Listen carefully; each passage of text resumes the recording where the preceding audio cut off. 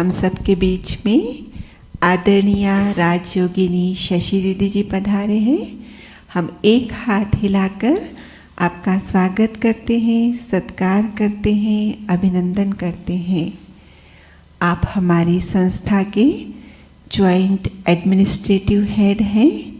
अवश्य ही बहुत सारी जिम्मेवारियों में व्यस्त रहते हैं, बिजी रहते हैं, लेकिन बिजी के साथ साथ इजी भी रहते हैं और हम सब के लिए समय निकाल कर वो दादियों वाली पालना, बाबा वाली पालना अवश्य देते हैं। तो अभी हम सुनेंगे दीदी जी से इस भट्ठी की सफलता के लिए शुभकामनाएं, प्रेरणाएं और बाद में दीदी मुख भी मीठा कराएंगे टोली देके। आदरणीय दीदी जी। ओम शांति। मधुबन तपस्वी भूमि हम सबके दिल में बहुत प्यारी प्यारी बाबा की यादों की, दादियों की श्रेष्ठ चरित्र भूमि मधुबन में आप सबका अपने ही घर में अपनों द्वारा ही स्वागत है। और प्यारे बाबा अपने बच्चों को देखकर कितना न खुश होते हैं। बाबा हमेशा कहते हैं बच्चे बाप के घर का श्रृंगार हैं, बच्चे ना हो तो घर भी सूना है। संगम युग के अंदर ये बड़ी विशेषता है कि बाबा ने हम बच्चों को सिलेक्ट किया, बाबा ही हम बच्चों की पालना करते हैं, बाबा ने हमको चुना है, बाबा ही अपने घर में अपने बच्चों को संभालते हैं और पालना करते हैं। तो जब हमें कहा गया कि नागपुर और उससे संबंधित सेवा केंद्र के भट्ठी के लिए भाई बहनें आ रहे हैं, तो मुझे तो इस सेवा क्षेत्र के अनेक बीज रहे, लेकिन पावरफुल बीज पुष्पा दीदी की बहुत याद आई। क्योंकि पुष्पा दीदी जिसको बाबा कहते हैं बहुत सिंपल, नियमों में पक्की और धारणाओं के अंदर इतनी स्वरूप, और उन्होंने बैठ कर के ऐसा वहाँ पर बीजारोपण किया कि नागपुर क्षेत्र के अंदर इतने बाबा के बच्चे, फुलवाड़ी बढ़ती ही जा रही है। और कितने प्यार से उन्होंने इस फुलवाड़ी को सींचा। उसके साथ साथ अभी नागपुर में जो इतना बड़ा रिट्रीट सेंटर, जो सेवा केंद्र है, उनको संभालने के निमित्त हमारी रजनी बहन, अन्य बहनें और नागपुर धरनी ऐसी हैं जहाँ पर बहुत सुंदर सुंदर पावरफुल ऐसे हैंड्स निकले हैं जो कि महाराष्ट्र के कई सेवा केंद्रों पर जाकर के उन्होंने बड़े बड़े रिट्रीट सेंटर और सेवा केंद्र खोले हैं। तो बाबा कहती हैं जिस बच्चे का बाप से प्यार है, जिस बच्चे का सच्ची दिल है, सच्ची लगन है, जिसका कनेक्शन क्लियर है, जो बाबा के साथ सच्चे होकर के चलते हैं, तो उनको स्वतः ही ऑटोमेटिकली बाप के द्वारा वरदान भी मिलते हैं और साथ साथ सेवा में सफलता भी मिलती है। जिन्होंने पुष्पा दीदी को देखा वो हाथ खड़ा करें। अच्छा, जिन्होंने नहीं देखा वो हाथ खड़ा करें। थोड़े ही हैं, बाद में आए हैं। और क्योंकि उन्होंने कितने प्यार से सेवा की और कितने प्यार से सब बहनों को आगे चलाया, क्योंकि उन्होंने साकार मम्मा बाबा की पालना ली हुई थी और यहाँ साकार बाबा के पास रह कर के बहुत कुछ सीखा। और यज्ञ का जो सिस्टम है, जो यहाँ यज्ञ का सिस्टम है, वैसा ही सिस्टम उन्होंने वहाँ पर बनाया। साथ में उनकी सावित्री बहन, जो कि कितनी बड़ी विशेषता रही, सारा टाइम बाबा के ज्ञान के गुणों का वर्णन करती और लास्ट में भी बाबा की मुरली सुनते सुनाते ही बाबा के पास रत्नों को बांटते ही दूसरी सेवा अर्थ गई। तो ये कारण, ये जो मैं आपको बता रही हूँ, इसका मुख्य कारण यही है कि दिल के अंदर सच्चाई, और दूसरा कारण है कि दिल में बाबा से प्यार। तीसरी बात है कि जब हमको बाबा ने खुद चुना है, बाबा कहते देखो मेरे कितने लाडले बच्चे हैं। कल भी बाबा ने मुरली के अंदर क्या कहा, दुनिया में भल कितने IPs हों, VIPs हों, लेकिन तुम बच्चे कौन हो? VVIP। जितना वी लगाते, जो वी मीन्स इम्पॉर्टेंट। सारे क्लब के अंदर आप बच्चे शुरू से लेकर के अंत तक इतने मुख्य पाठधारी हो, हीरो पाठधारी हो, हीरो पार्ट बजाने वाले हो। तो इसलिए बाबा कहते तुम मेरे बच्चे कैसे भी हो, दुनिया के सामने चाहे साधारण हो, लेकिन बाप के सामने तो बाबा कहते ये मेरे बच्चे विशेष रतन हैं, महान हैं, सारे विश्व पर राज्य करने वाले हैं। और बाबा खुद भी बच्चों को सलाम वालेकुम कहता। बाबा कहते मालिक बनने वाले हैं। बाबा कहते ये सलाम करता है। इतना बड़ा विश्व का मालिक जो कि जिसको सारी दुनिया याद करती है, वो अपने बच्चों को सलाम करे तो कितना बड़ा भाग्य है। तो इसलिए भट्ठी में आते हैं तो हमें इतना सुंदर भाग्य मिलता है। वैसे तो अभी नागपुर में एक बहुत बड़ा रिट्रीट सेंटर बन गया है, वहाँ पर भी आपको भट्ठी करने का मौका मिलता है। वहाँ पर महाराष्ट्र से और अन्य स्थानों से बहनें आकर के भट्ठी भी कराती हैं। लेकिन यहाँ पर आप भट्ठी करने के लिए क्यों आए हैं? क्यों भट्ठी करने के लिए आए?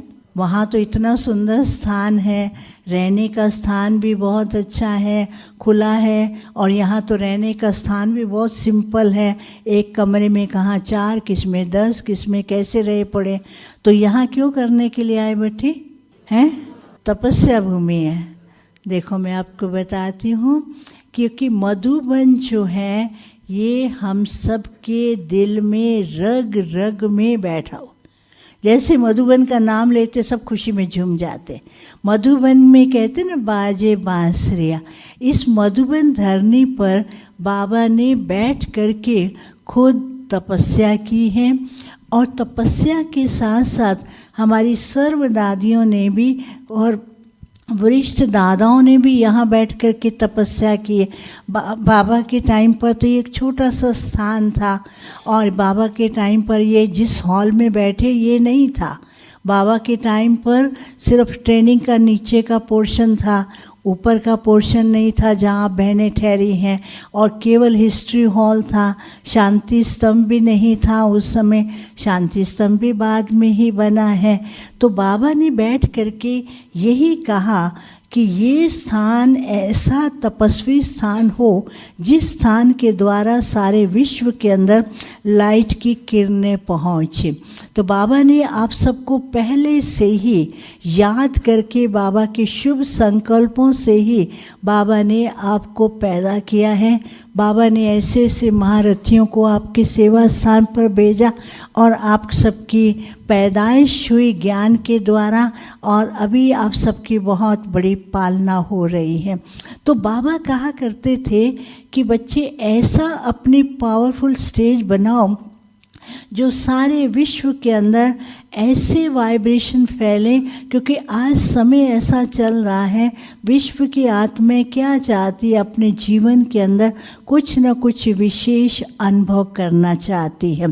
तो साकार में बाबा क्या करते थे, 1966 की बात है, उस समय यहाँ मधुबन में एक पहली प्रदर्शनी म्यूज़ियम के सामने लगाई थी।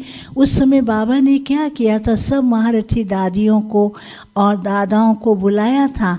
तो उस समय हमें भी यहाँ रहने का मौका मिला, क्योंकि पुष्पा दीदी आपको मनोहर दादी की बहुत सी बातें सुनाती होंगी, क्योंकि पुष्पा दीदी करनाल की हैं। तो मैं भी करनाल से हूँ, हम भी उनके साथ के हैं। जब मैं वहाँ पैदा हुई तो पुष्पा दीदी वहाँ थे। तो उन्होंने ही मेरे को बचपन से पाला भी, साथ में ज्ञान में भी साथ साथ चले। जब मैं पैदा हुई तो हमारे घर के पास ही वो थे, तो वो मेरे को सुनाती थी कहानी, मेरे को क्या मालूम है। तो वो हम तो छोटे से थे, तो वो उसी घर में ही पैदा हुए। तो वही मेरे को खिलाती थी, बहलाती, जैसे बच्चा किसी को मिल जाए तो क्या होता है, तो वो भी ज्ञान में आ गए, तो हम भी छोटेपन में ज्ञान में आ गए। तो ज्ञान में आने के कारण साथ साथ करनाल में इकट्ठे ही थे। फिर वो भी मधुबन आई तो मैं भी मधुबन आई। फिर हमारे साथ हम वो कलकत्ता गए थे कुछ टाइम, वहाँ कलकत्ता भी गए, फिर पटना भी गए, नेपाल भी गए। फिर मैं तो उधर रह गई और पुष्पा बहन नागपुर चली गई सेवार्थ।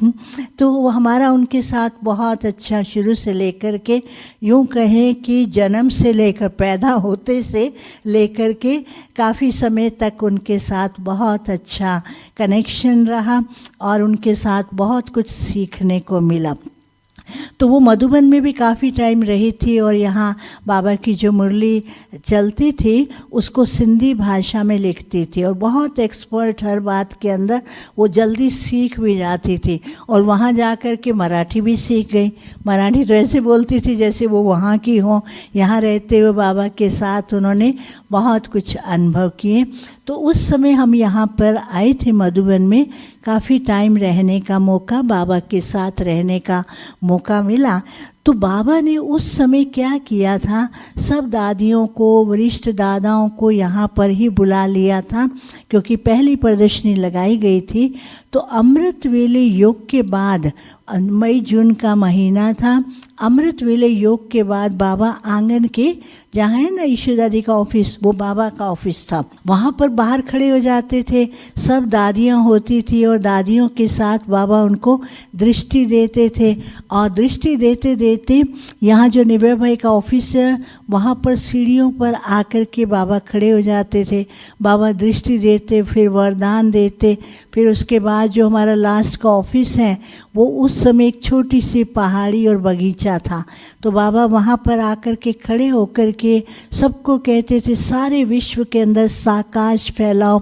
फिर उसके बाद फिर बाबा पांडव भवन के गेट के बाहर जाते थे।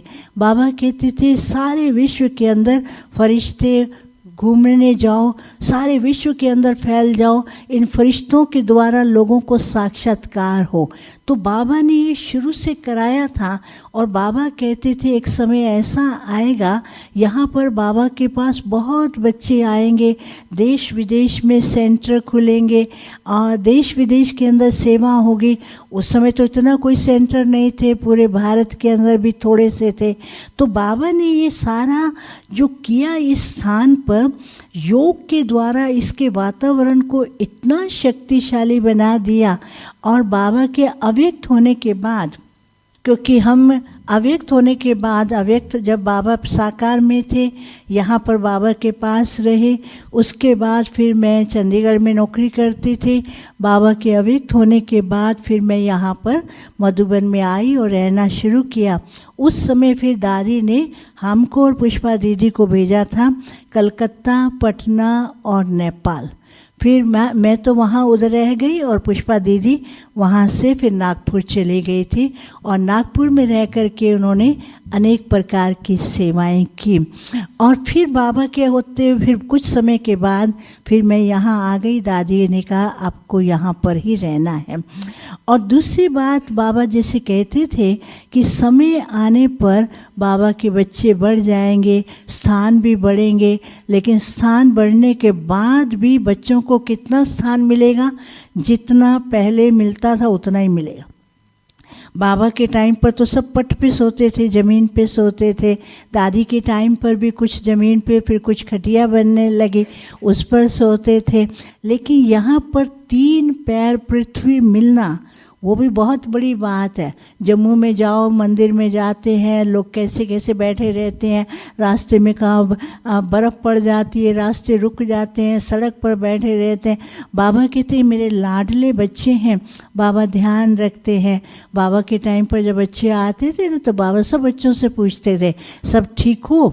अब बाबा पूछते हैं सब ठीक हो, आराम से रहे हुए हो, हैं, क्या कहेंगे? सब खुश हो अपने कमरों में?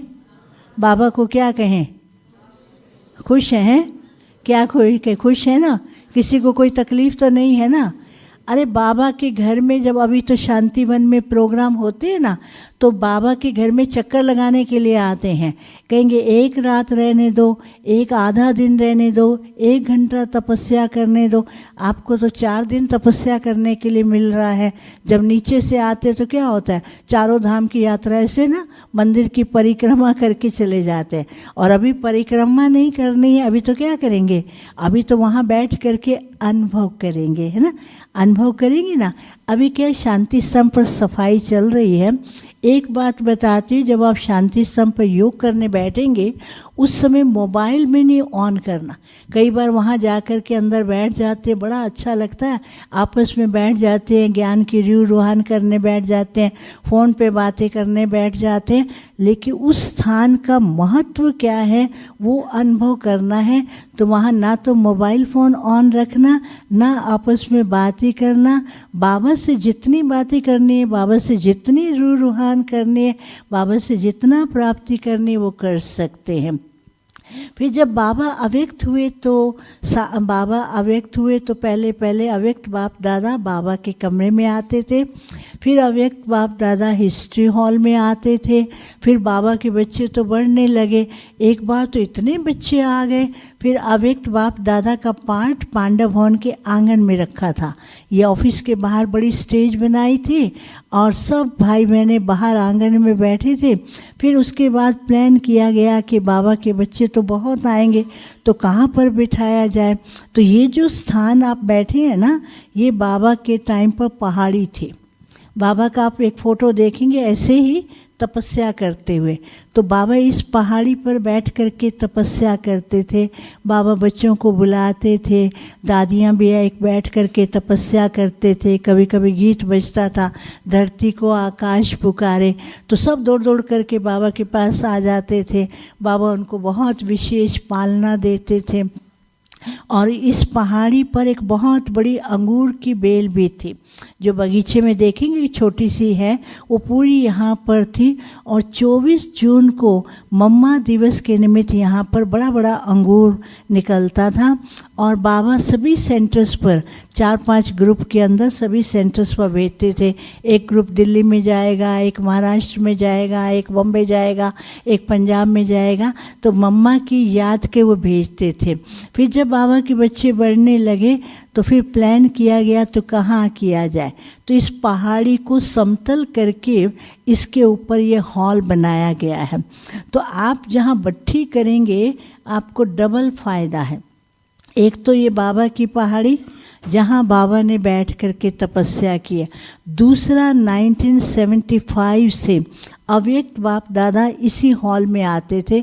अव्यक्त बाप दादा यहाँ बैठते थे और यहाँ हॉल में कोई कुर्सी या सोफ़ा नहीं होता था। हम सब के सब बाबा के पास यहाँ बैठे रहे, जैसे ना बच्चे माँ बाप के पास बैठे रहते हैं ना, ऐसे हम सब बैठे रहते थे।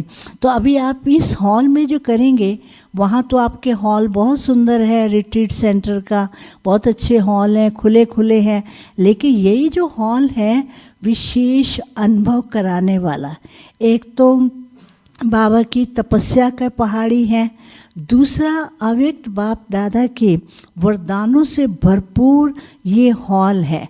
तो इस हॉल में आपको बट्ठी करने का मौका मिल रहा है। और जो भी भाई बहनें आप सबको क्लास कराने के लिए आएंगे, बहुत पावरफुल क्लासेस मिलेंगे। लेकिन क्लासेस के साथ साथ झोली भी आपकी भरती जाएगी। अब झोली भर जाएगी तो क्या करोगे, हैं? तिजोरी भर जाती है तो क्या करोगे, हैं? उसका मनन करते जाना है ना, उसका यूज़ करते जाना है। बाबा कहते जितना आप इसका मनन करते जाएंगे उतना आपका और अंदर की शक्ति बढ़ती जाएगी।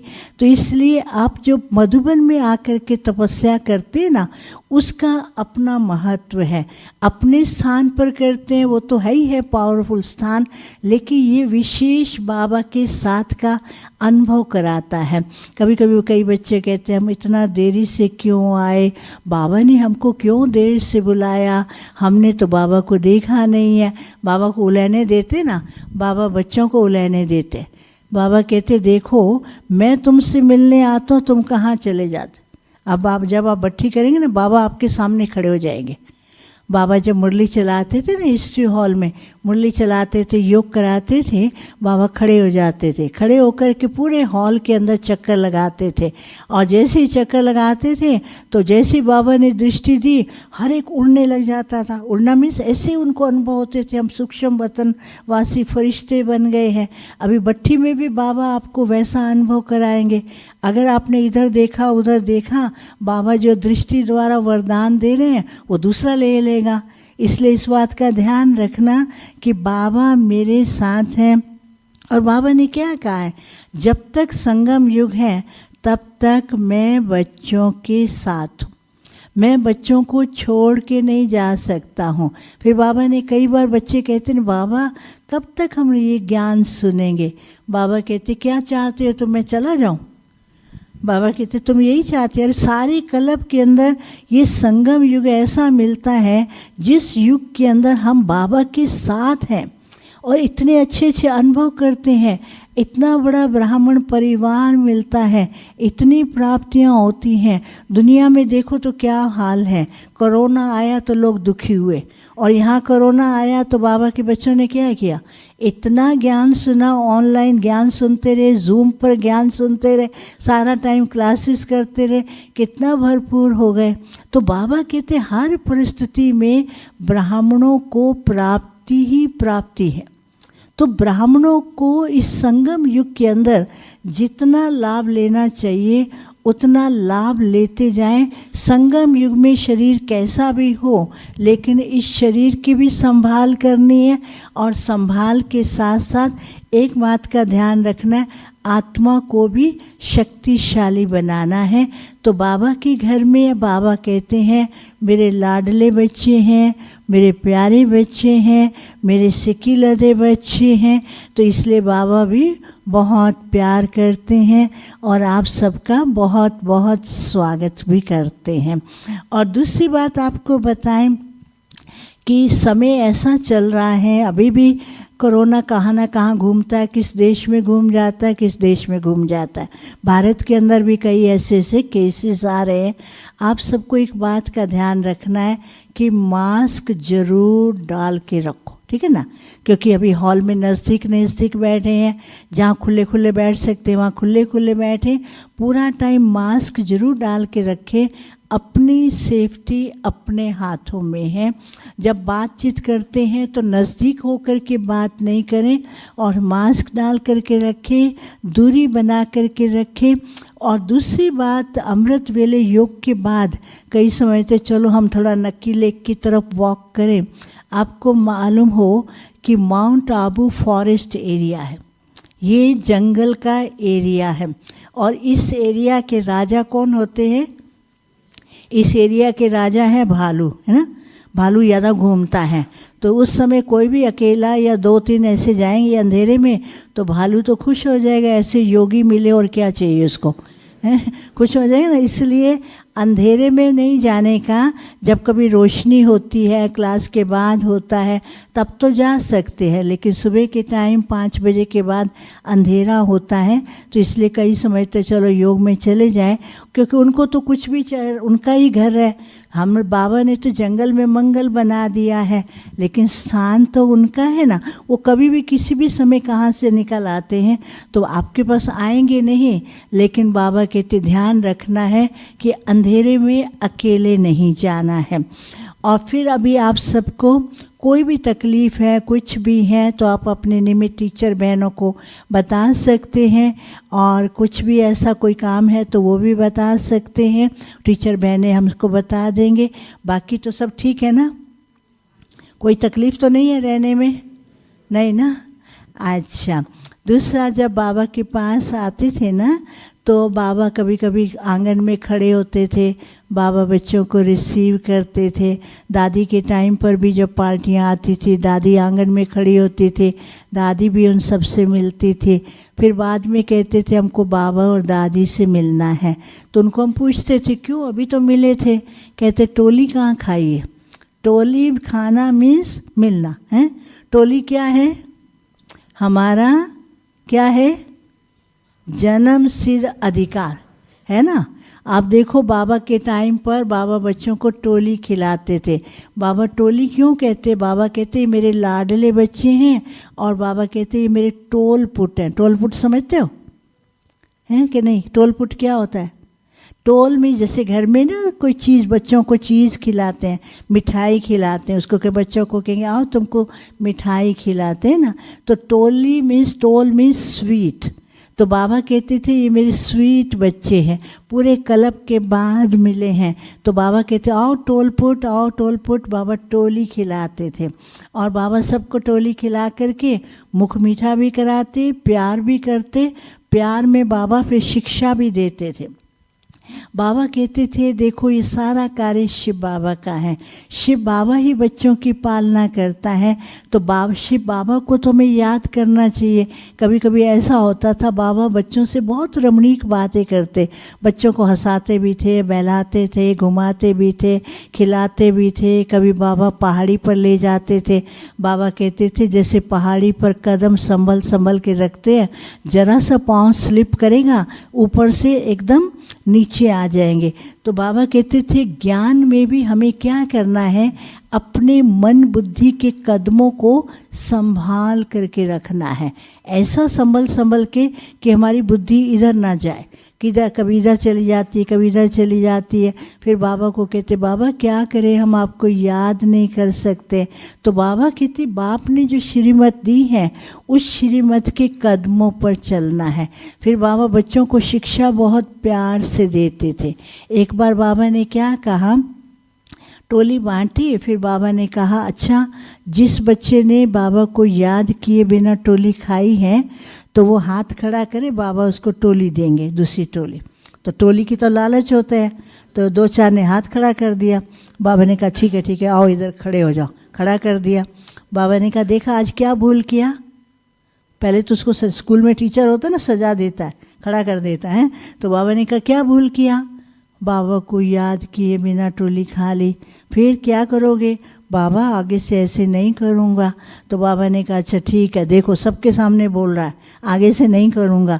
तो बाबा ने टोली भी दिया। फिर कहा देखो अभी बाबा से प्रॉमिस करो कि शिव बाबा हमको खिलाने वाला है, शिव बाबा देने वाला है, हम उसको याद करें।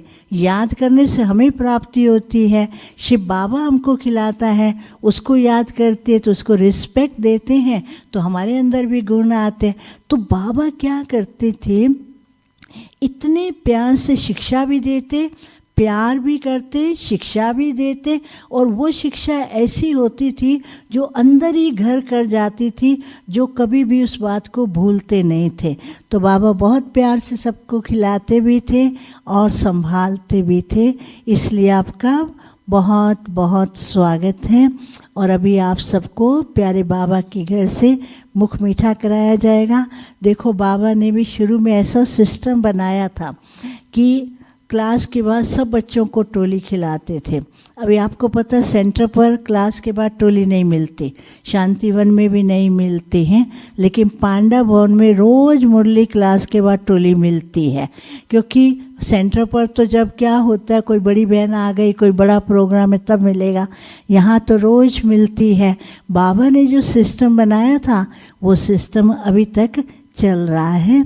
तो आपको बाबा अपनी गोदी में बिठाकर खुशियों के झूलों में झुलाते रहेंगे और सब वरदानों से भरपूर करेंगे। और अभी हम सभी बाबा की याद में बैठेंगे।